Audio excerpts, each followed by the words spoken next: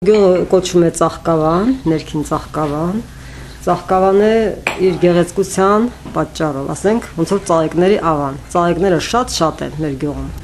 Գյուղը գտնվում է Անտառի փեշին, գտնվում է վերից վար։ Այն սկզբնական գյուղը եւ հիմա տարբերությունը շատ մեծ է։ Շրջապատված է այգիներով, խնձորի, տանձի այգիներով։ Շատ բարեկարգվել է գյուղը, ճանապարհները ասֆալտապատ, դպրոցը վերակառուցվել է շատ գեղեցիկ, նորմալ ամեն պայմաններով, համակարգիչներով։ Վերակառուցվել է գյուղապետարանի շենքը նոր, հետո կառուցվել է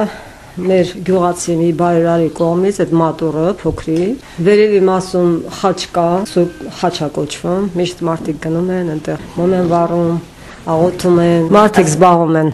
հողագործությամբ եւ անասնապահությամբ։ Մի մասն են դրսում են արտերկրում են աշխատում, ինքը հենց տեղով տեսարժան վայր է։ Պատերազմի տարիներին մեր գյուղը թիրախ էր ադրբեջանցիների կողմից։ Մի օր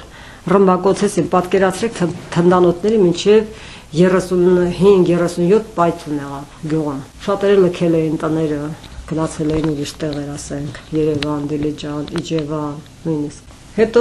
մնացել էին տարեցները։ Հետո երբ վերջացավ պատերազմը, արդեն ամեն ինչ նորից գնաց իր հունով։ Բոլորը վերադարձան։ Բոլորը վերադարձել են, հա։ Շատ երիտասարդներ դուրս են եկել գյուղից, դե պայմաններ չլինելու պատճառով, ասենք, արտերկրում աշխատում են, շատերը գնացել են, մնում են, շատերը գնում են, ձմեռը գալիս է։ Այդպես կյանքը ոնց կա։